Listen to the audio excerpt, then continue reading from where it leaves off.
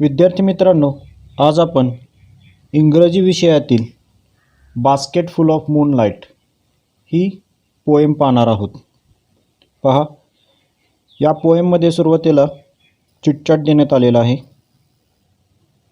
यामध्ये काय सांगितले पहा.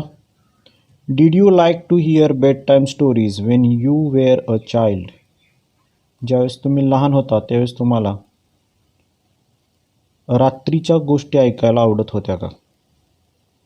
तर या ठिकाणी आपण उत्तर लिहायचं आहे, yes I would like to hear bed time stories.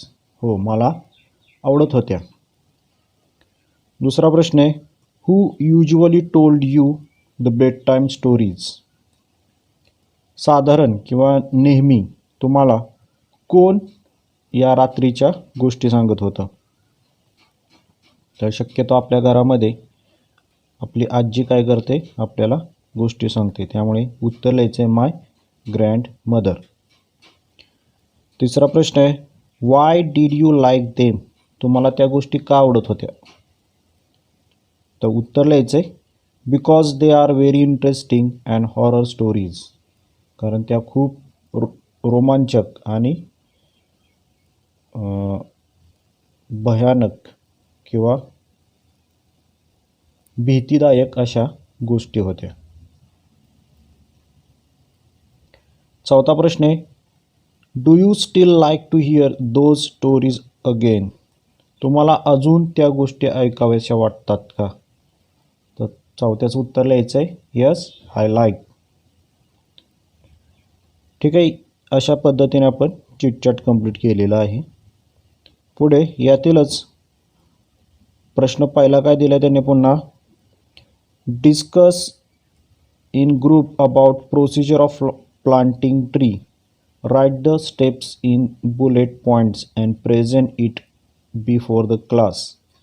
तर तुम्हाला काय करायचं आहे, या ठिकाणी वृक्षारोपण करण्यासाठी किंवा एखादं झाड लावण्यासाठी जी प्रोसेस किंवा जी पद्धत असते लावण्याची क्रिया आपल्याला या ठिकाणी लिहायची आहे.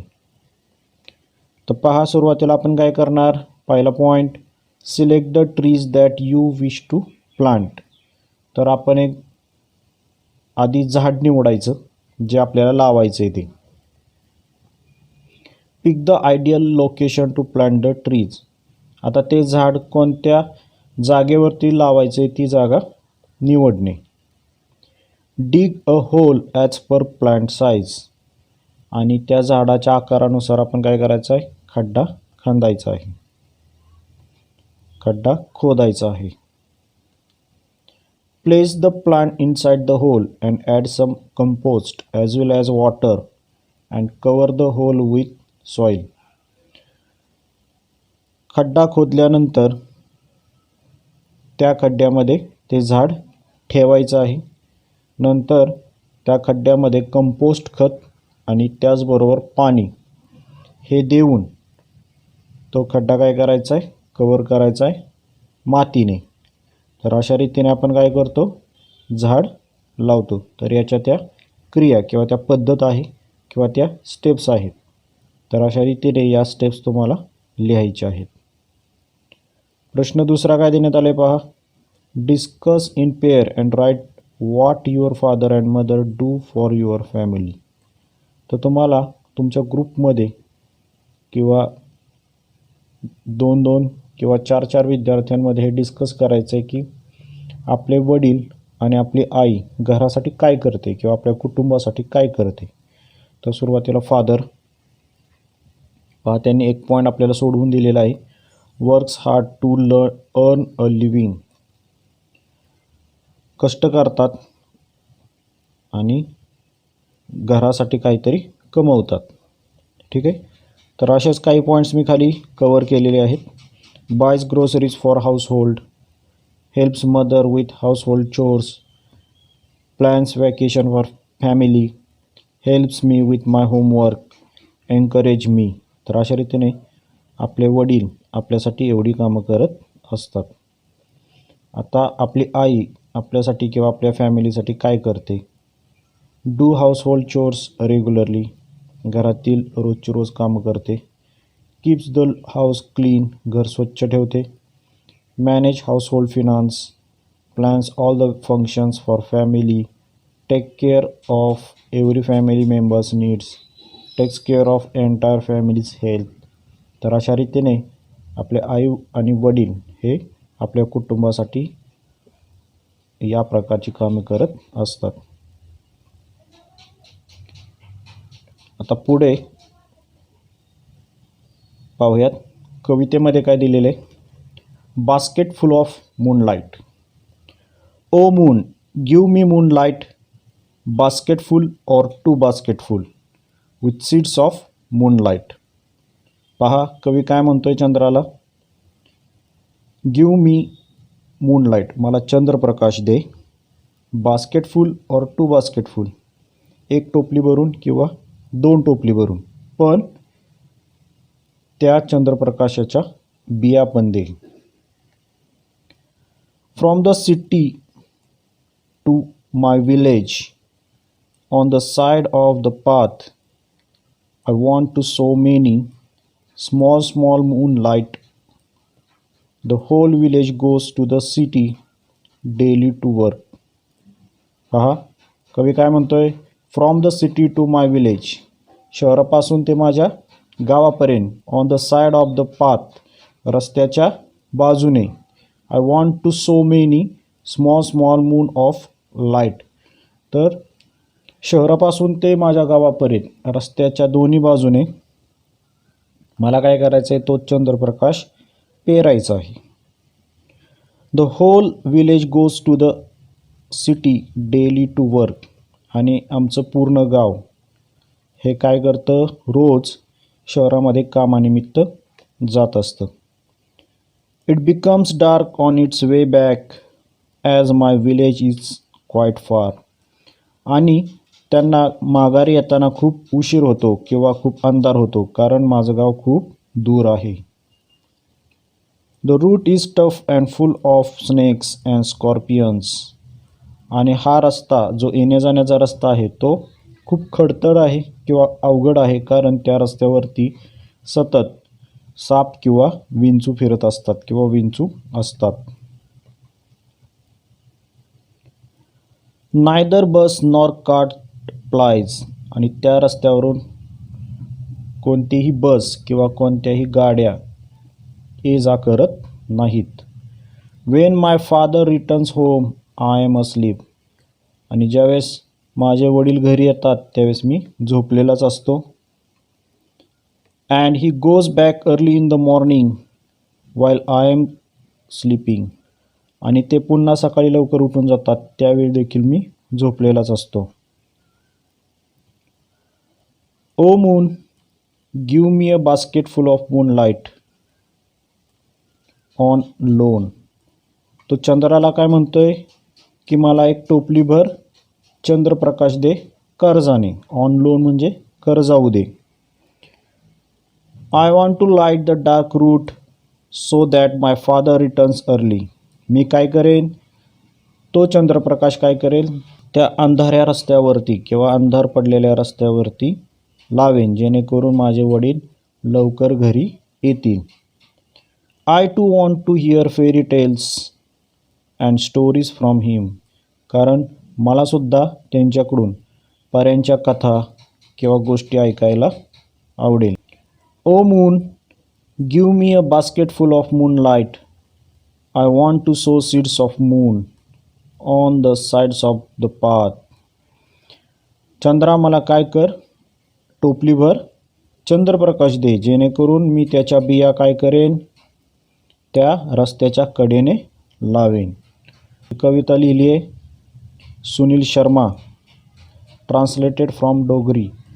तर ही कविता डोगरी या भाषेमध्ये लिहिली गेली होती. तिचं भाषांतर हे इंग्रजीमध्ये करून आज तुमच्यासमोर ती कविता या सिलेबसमध्ये देण्यात आलेली आहे. आता पाहूयात या कवितेचं इंग्लिश वर्कशॉप. पहिला प्रश्न काय दिला आहे बघा. Complete the following sentence with the help of poem. Poem वाचून तुम्हाला पुढील ओळी काय करायचे, पूर्ण करायच्या आहेत. पहिला काय दिलं आहे बघा, the child wants to sow small moon of lights from. तर त्या मुलाला काय करायचं आहे, मून लाईट काय करायचं आहे, पेरायचं आहे. मग पुढं काय ना, the city to village on side of path. कुठून कुठपर्यंत, सिटीपासून विलेजपर्यंत. According to the child the route of village is tough and full of. त्या मुलाच्या मते गावाचा रस्ता हा टफ आहे आणि त्या रस्त्यावरती फुल ऑफ काय आहे, snakes and scorpions. The child wants to basket full of moon light on. त्या मुलाला मून लाईट कसा पाहिजे, कर्जाऊ पाहिजे, on loan. The child wants to light the dark route so that his father return home early. त्याला अंधाऱ्या रस्त्यावरती चंद्रप्रकाश का लावायचा आहे, तर जेणेकरून त्याचे वडील लवकर घरी येतील. प्रश्न दुसरा देण्यात आलेला आहे, write down the describing words used for the following nouns. पुढे काही नाउन्स किंवा नाम दिलेले आहेत, त्यांच्याबद्दल काही शब्द किंवा त्यांचे वर्णन करणारे शब्द या कवितेमध्ये आलेले आहेत. ते शब्द आपल्याला त्यांच्या पुढे लिहायचे आहेत. पहा, मून्स, तर स्मॉल स्मॉल मून्स. ठीक आहे, इथं या ठिकाणी आपण स्मॉल शब्द लिहायचा आहे. रूट, रस्ता कसा आहे, टफ, खडतर रस्ता. विलेज, विलेजबद्दल 1-2-3 शब्द आलेले आहेत, पण त्यातला आपला फक्त फार हा शब्द मी घेतलेला आहे या ठिकाणी. फार, विलेज, अर्ली, मॉर्निंग. सो या अशा रीतीने तुम्हाला याचे डिस्क्रायबिंग वर्ड्स कंप्लीट करायचे आहेत. प्रश्न तिसरा काय सांगण्यात आला आहे बघा, the child in the poem wants to solve the problem of village. How can the child solve them with the following wish. Answer in your notebook. प्रश्न तिसरा हा 5 ते 6 लाईन्समध्ये लिहायचा आहे, त्यामुळे या ठिकाणी देणे शक्य नसल्यामुळे मी हा स्किप करतो आहे. प्रश्न चौथा पहा, pick out and write the lines from the poem that prove the following. तुम्हाला कवितेतील काही ओळी या ठिकाणी लिहायच्या आहेत की जेणेकरून तुम्हाला या वाक्यांचा अर्थ त्या ओळीमध्ये आहे. प्रश्न पहिला काय दिला आहे, father reaches home late after dark. त्या मुलाचे वडील घरी खूप उशिरा येतात किंवा अंधार पडल्यावरती घरी येतात, अशी सांगणारी ओळ तुम्हाला कवितेतून या ठिकाणी लिहायची आहे. तर ती ओळ कोणती आहे पहा, when my father returns home I am asleep. ज्यावेळेस माझे वडील घरी आलेले असतात त्यावेळेस मी झोपलेला असतो. याचा अर्थ त्याचे वडील खूप उशिरा आलेले आहेत.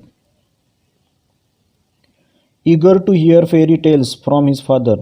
त्याला त्याच्या वडिलांकडून पऱ्यांच्या कथा ऐकायच्या आहेत. मग ही सांगणारी ओळ कोणती आहे, I too want to hear fairy tales and stories from हिम.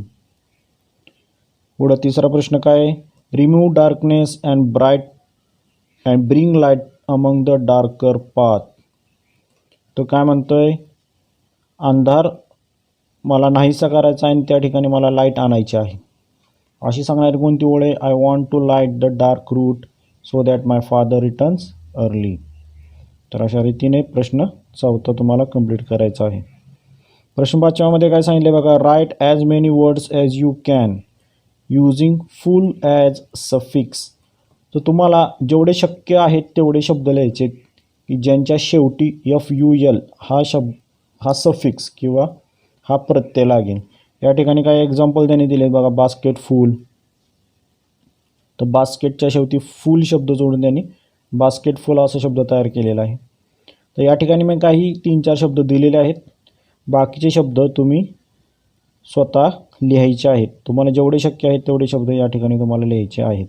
तर त्यातील मी पहा, कलरफुल, केअरफुल, ब्युटिफुल, सक्सेसफुल या पद्धतीचे इथे शब्द दिलेले आहेत. असेच काही सिंपल शब्द तुम्ही या ठिकाणी लिहा. प्रश्न 6 पहा, pick out the examples of the alliteration and repetition from the poem. कवितेमध्ये आलेले फिगर ऑफ स्पीच म्हणजे भाषेचे अलंकार. पहिला एलिट्रेशन आहे आणि दुसरा रिपिटेशन आहे. हे कोणकोणत्या ओळीमध्ये आलेले ते तुम्हाला लिहायचे आहेत. त्यातील मी एक ओळ कुठे कुठे आली आहे त्याचं या ठिकाणी फक्त नंबर्स दिलेले आहेत. तर एलिट्रेशन हे जे अलंकार आहे किंवा हे जे फिगर ऑफ स्पीच आहे हे स्टांजा 1 मधील लाईन क्रमांक 1 आहे. तर स्टांजा 1 मध्ये काय आलंय पहा लिटरेशन.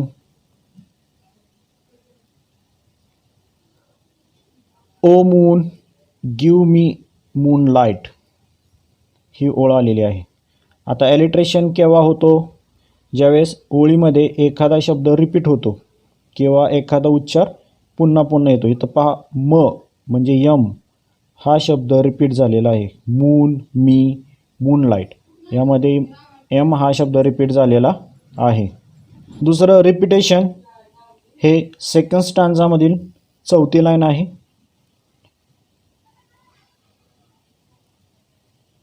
आता सेकंड स्टांजामधली चौथी लाईन पहा. Small small moons of light. ज्या ओळीमध्ये तोच शब्द पुन्हा रिपीट झालेला असतो त्यावेळी त्या ठिकाणी फिगर ऑफ स्पीच असतं रिपिटेशन. या ओळीमध्ये बघा स्मॉल स्मॉल हा शब्द रिपीट झाला आहे म्हणून या ठिकाणी फिगर ऑफ स्पीच आहे रिपिटेशन. ठीक आहे. तर अशा रीतीने तुम्हाला हे 2 फिगर ऑफ स्पीच कंप्लीट करायचे आहेत. प्रश्न 7वा देण्यात आला आहे. Write and appreciation of the poem. आता आपण पहिल्या पोएममध्ये ज्या पद्धतीने ॲप्रिसिएशन लिहिलं होतं त्या पद्धतीने याचं ॲप्रिसिएशन कंप्लीट करायचं आहे. हाही क्वेश्चन मी स्किप करतोय किंवा मी याच्या ॲप्रिसिएशन नंतर एका ठिकाणी तुम्हाला सर्व देणारच आहे. प्रश्न 8वा पहा. Write and imaginary letter to the moon. आपल्याला एक काल्पनिक पत्र लिहायचं आहे चंद्राला. तर हे लेटर रायटिंगचा पार्ट आहे किंवा रायटिंग स्किलचा पार्ट आहे, तोही आपण नंतर पाहू. Discuss with your friends, brother, sister, your classmate and write your list of wish to make your village, town, city people happy. तुम्हाला एक लिस्ट बनवायची किंवा गावातील लोक ही आनंदी राहतील अशा कोणत्या गोष्टी तुम्ही करू शकाल गावासाठी किंवा शहरासाठी, याची काय करायची तुम्हाला एक लिस्ट बनवायची. क्वेश्चन नंबर 9 हा सुद्धा मी काय करतो या ठिकाणी स्किप करतोय कारण या ठिकाणी देणे शक्य नाही. क्वेश्चन 10 पहा. Let's compose imaginary poetic lines. तुम्हाला स्वतः एक कविता बनवायची आहे या लाईन्सचा यूज करून. या पद्धतीचाही प्रश्न शक्यतो अशा पद्धतीचे क्वेश्चन्स हे परीक्षेमध्ये विचारले जात नाहीत. सो अशा रीतीने आपलं 1.3 basket full of moonlight he poem complete झालेली आहे. याचा वर्कशॉप कंप्लीट करायचा आहे. आजच्या व्हिडिओमध्ये एवढंच. धन्यवाद.